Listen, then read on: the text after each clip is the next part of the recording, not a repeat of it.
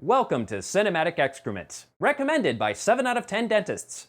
You ever notice how Hollywood has a tendency to water things down in an attempt to gain a wider audience? This is something I first talked about way back when I reviewed Conan the Destroyer, the craptacular sequel to Conan the Barbarian. While the first Conan movie easily earned its R rating due to its graphic depictions of violence and sex, the studio decided barring children under 17 from the theater was limiting the movie's earning potential. So Conan the Destroyer took a more family-friendly approach, toning down the violence and putting more focus on the comedy.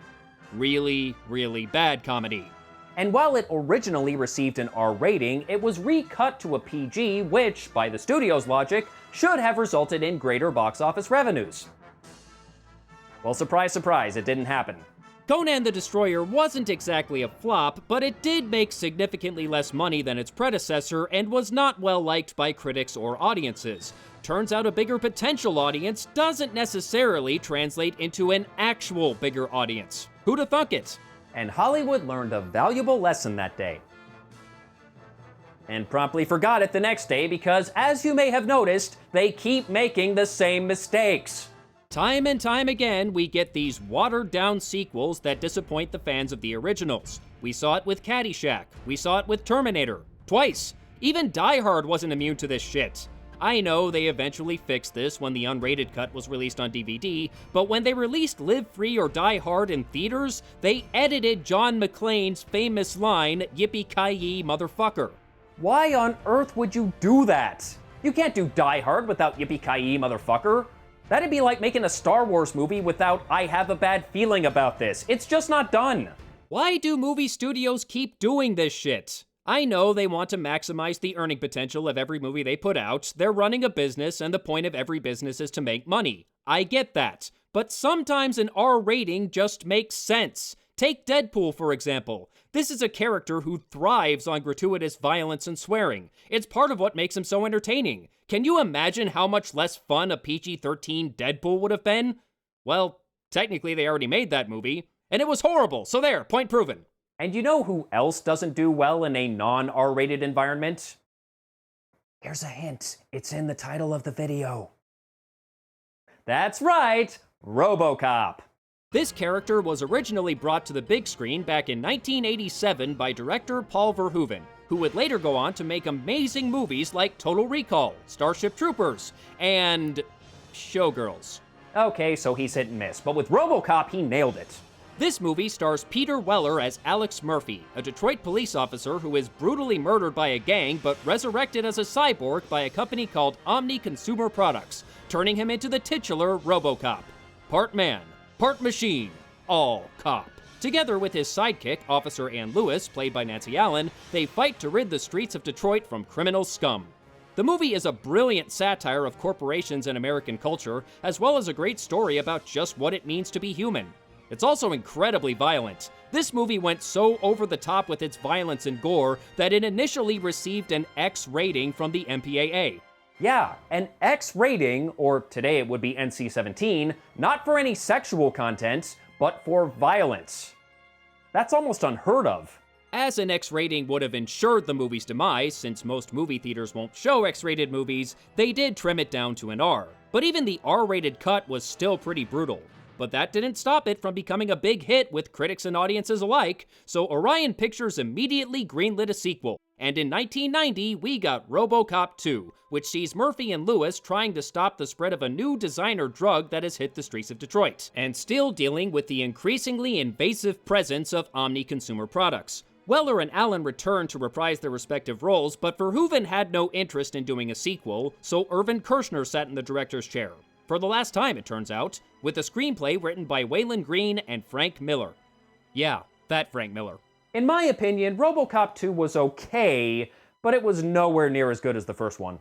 The movie has some good ideas, but many of them feel unfinished. For example, early on, we find out Murphy has been driving by the home where his wife and son now live, as he clearly wants to reconnect with them, but doesn't quite know how. But he's convinced by his corporate overlords at OCP that this is a terrible idea, as he could never be a proper husband and father in his current condition. Reluctantly, he agrees, and when his wife shows up a moment later to confront him, he rejects her as he believes she and their son would be better off without him. So she runs away in tears, and that's it. We never see her again. That entire subplot is just kinda dropped. It's a shame, really. That story could have gone somewhere great. Instead, it just went nowhere. And I don't know about you, but I was not buying this 12-year-old kid as a murderous drug kingpin. That's just silly. And his tearful death scene near the end... I know the movie wants me to take this seriously, but I'm sorry, I just can't. The whole thing feels ridiculous.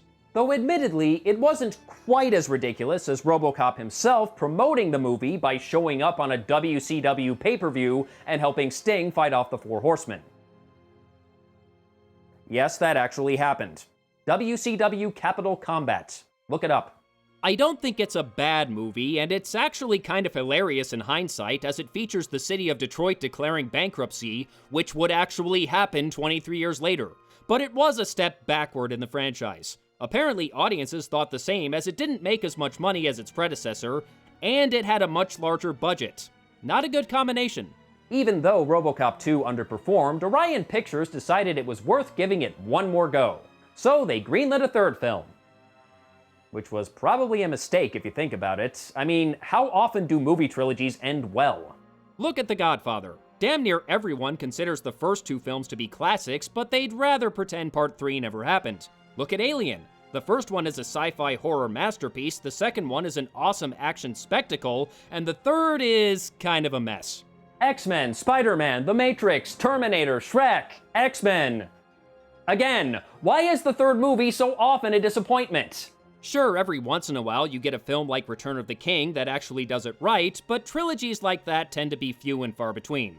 And why should Robocop 3 be any different? Especially since the studio decided to take things in a different direction.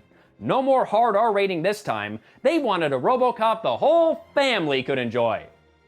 That is what they advertised on the back of the box for the Game Boy adaptation of Robocop 2. Orion presents the next Robocop adventure in 1993.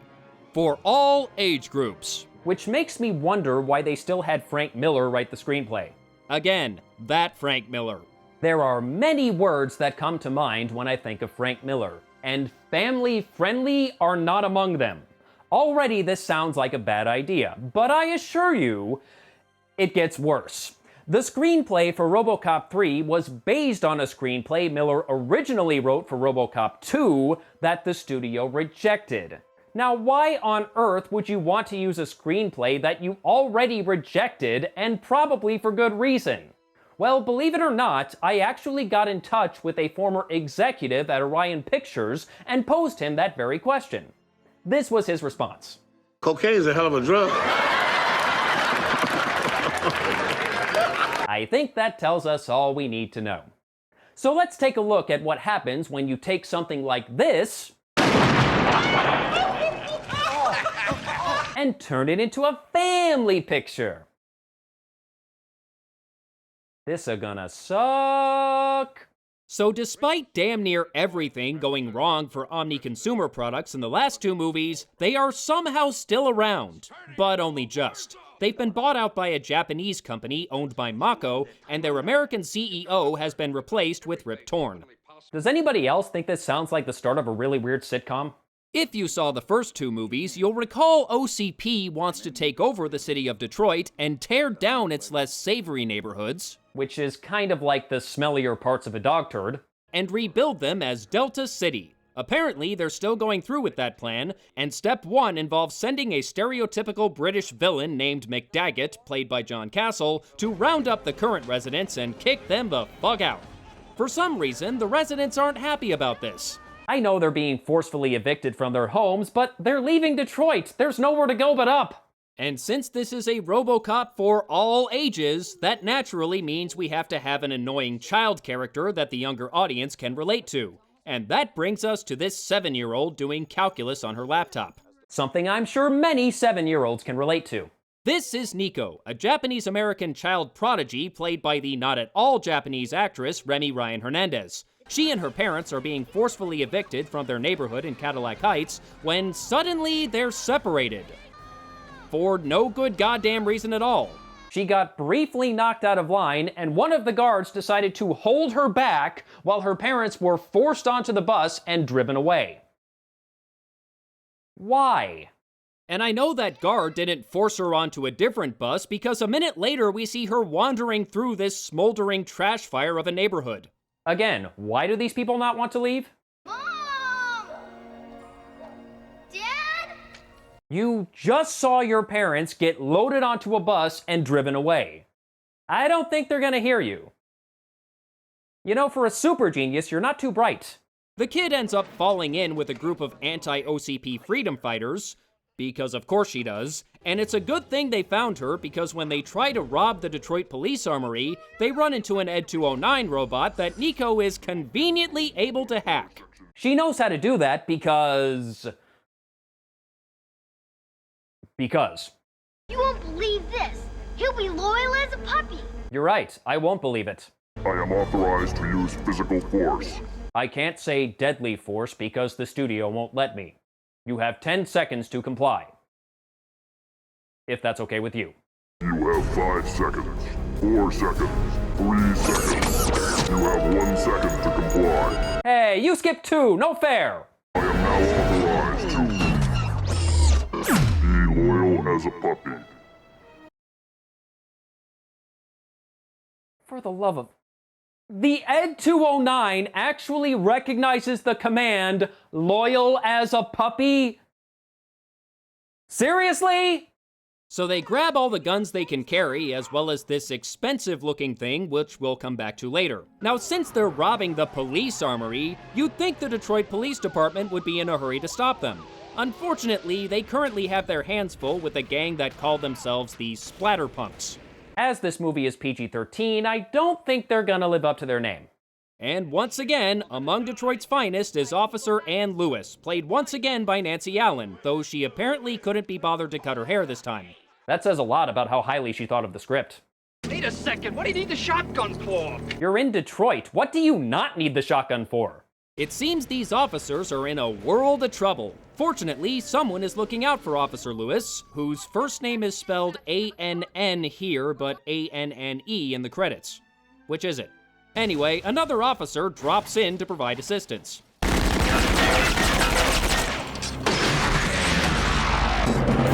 Police officer, no loitering. Ladies and gentlemen, I give you our titular hero, Robocop.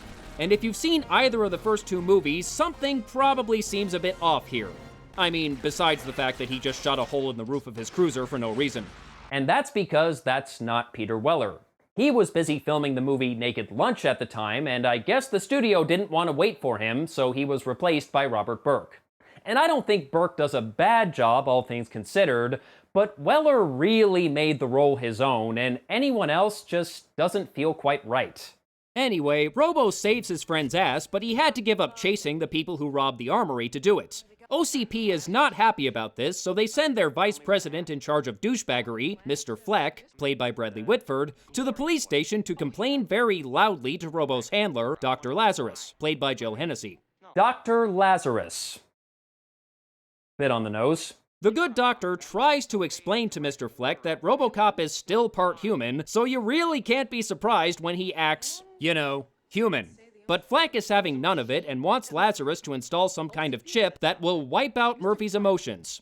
I don't give a shit how smart you are. OCP owns the cops. That means they own him. It means they own your cute little ass. Now, if you'll excuse me, I have to go beat my wife, club a baby seal, and burn down an orphanage. God, I love being evil. But Dr. Lazarus decides to stick it to the man and gets rid of the chip. Wow, really? This movie is so watered down, they won't even show violence against electronic components. And you think people today are overly sensitive? By the way, if you're thinking this Fleck guy is going to be one of the movie's major villains, think again. Around halfway through, he's rather abruptly fired from OCP, and he doesn't take it well. Thank you, sir. I really... Well, that was kind of dark. And yeah, I know that's nothing new for a Robocop movie, but wasn't the entire point to be more family-friendly this time around? For all ages? Because it seems to me they're trying to have it both ways, and boy is it not working. So the police are currently trying to hunt down the anti-OCP terrorists, and I guess Robocop decides now is as good a time as any to visit one of their suspected hideouts. which has an anti-OCP sign hanging on the wall. You can't see it in that shot, but on the other side of the church, they have a sign that says, "This is definitely not where the rebels are hiding." Probably. Lewis decides to tag along, because reasons. Hey, Lewis, you want your body armor? What? No, I'm off duty. I would think you'd want to wear body armor 24/7 in this town. Nah, I'm sure she'll be fine. So they go to the obvious hideout and find that these freedom fighters are mostly just defenseless civilians, unlike the guys from OCP who are armed like the fucking military. Gee, it's almost as if your corporate overlords are the bad guys. Who would have thought? They seemed like such nice people in the last two movies. Oh, wait. If you want to get in there, you're gonna have to shoot through us. I don't have a huge problem with that. Well, you asked for it. Really, she did. Nancy Allen only agreed to do this movie if they killed off her character. And I do not blame her. If I saw the direction this franchise was heading, I'd want to get the fuck out too. Robocop is unable to fire upon his friend's murderer as the fourth Prime Directive prevents him from doing so. Even though he wiped all of his Prime Directives in the last movie. Maybe he downloaded a system update between movies and it accidentally reset his factory defaults. I don't know. But he escapes with the freedom fighters who take him to their hideout, and Nico is nice enough to remove his tracking beacon so OCP can't find him. Because of course she automatically knows where the tracking beacon is. Punk-ass kid. But he's not exactly in tip-top shape, which is understandable as he just took a fucking grenade to the chest. Systems efficiency, 23%. Really? Because your HUD says 12%. My math cucumber was also damaged, as well as my vocabulary cheesecake. But with the help of Dr. Lazarus, who I guess has now joined the Freedom Fighters, they managed to repair him and erase that pesky fourth Prime Directive. And they... What the fuck? Does that normally happen when he reboots?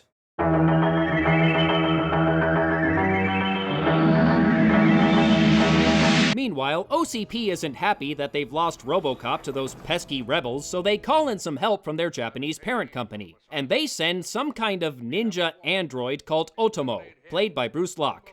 He played Shang Tsung on Mortal Kombat Conquest. I'm somewhat ashamed that I did not have to look that up. He and OCP eventually find the Freedom Fighters' hideout and kill damn near everyone, though Nico manages to escape. Oh, thank God. I don't think I could bear it if anything happened to her.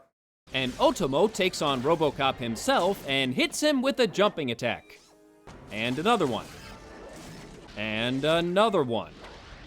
Is that really all he knows how to do? Some ninja you are. Meanwhile, OCP needs more manpower to relocate people to their concentration camp, rehabilitation facilities, but then they realize, wait a minute, we pretty much own the police department, why don't we just recruit them to do our dirty work? It doesn't go well. Driving people out of their homes is no work for a cop. Even we have standards, you know. This isn't Ferguson. So the police tell OCP to get fucked and walk off. Didn't we already see something like this in the last movie?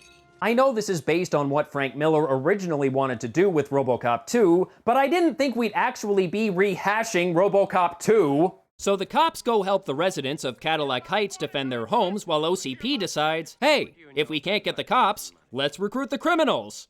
Oh yes, give the violent psychopaths some automatic weapons and explosives. What could possibly go right?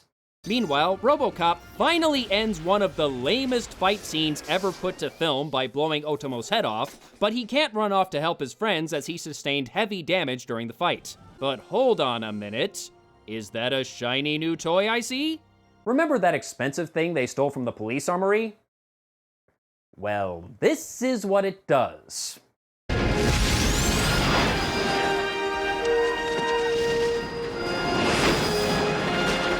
It's a bird! It's a plane! It's a crappy blue screen effect! Yep, Robocop has a jetpack now. Why? Well, you gotta sell those new action figures. There are kids watching this movie.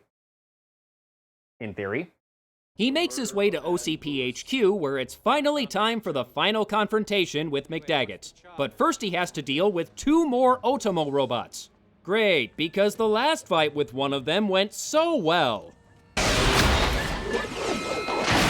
All they did was flip over him and gently nudge him.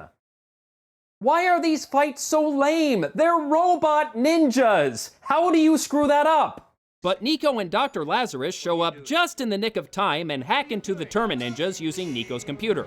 I don't know how they're able to do that. Every other time she's hacked into something, she had to physically plug into it, but here she's able to do it wirelessly.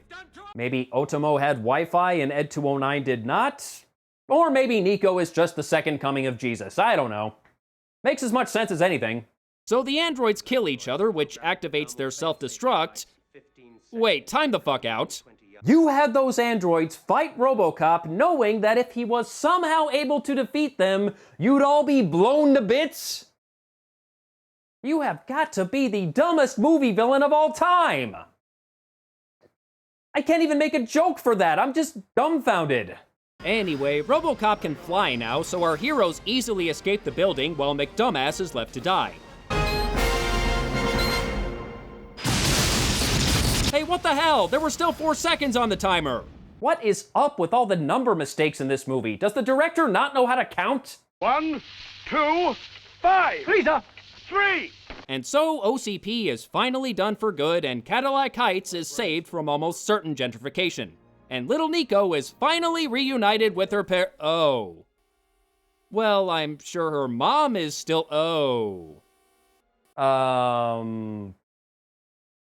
At least she got to keep her computer?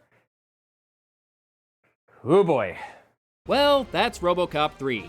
Boy, is it a mess, and it bombed big time when it hit theaters, which almost didn't happen due to Orion Pictures declaring bankruptcy.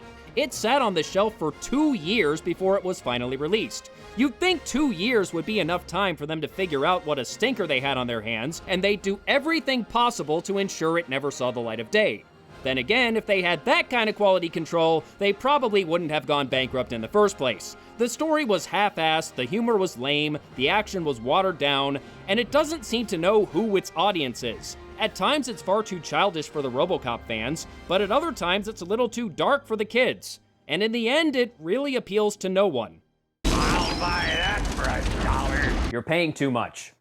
Now, before we go, I'm sure many of you are wondering, why did I decide to review Robocop 3 instead of the 2014 reboot? And the answer is pretty simple. I didn't think it was that bad. It wasn't that good either, but I didn't hate it. I do appreciate the movie for trying to do something different with the character instead of just rehashing the plot from the original. I liked how they made Murphy's relationship with his wife and son part of the story, something Robocop 2 kinda tried to do but gave up on. And we got some great performances from Michael Keaton, Gary Oldman, and Samuel L. Jackson. But the movie had its fair share of problems. The moment where Murphy has a nervous breakdown minutes before they're about to show him off to the public was pretty contrived, and that one action sequence that took place entirely in the dark was a waste of time. And I wasn't all that impressed with Joel Kinnaman's performance. He actually seemed more like a robot before they made him into an actual robot. And while I kinda like the new design of the suit, I wish they'd kept it silver instead of black. And once again, because of studio mandate, PG-13. Will they ever learn? Feel free to disagree with me if you wish, and I know some of you will. I can hear you typing, but I thought the 2014 Robocop was perfectly average. I don't know if it's worth going out of your way to see, but if you happen to catch it on cable, there are far worse ways to spend 2 hours. Robocop 3, on the other hand, was a disaster, and if you happen to catch it on cable, you should change the fucking channel. It is not worth your time at all. Next time, we're gonna look at a movie that I previously reviewed on Cinematic Excrement that somehow got a sequel. Until then, I am the Smeghead, and Hollywood can suck it.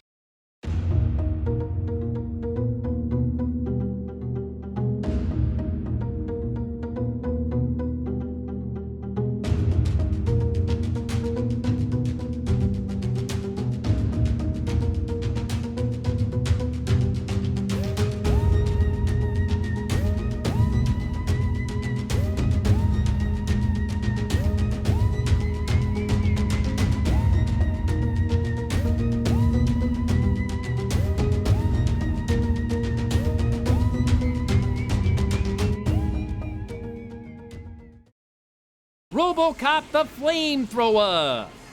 The kids love this one.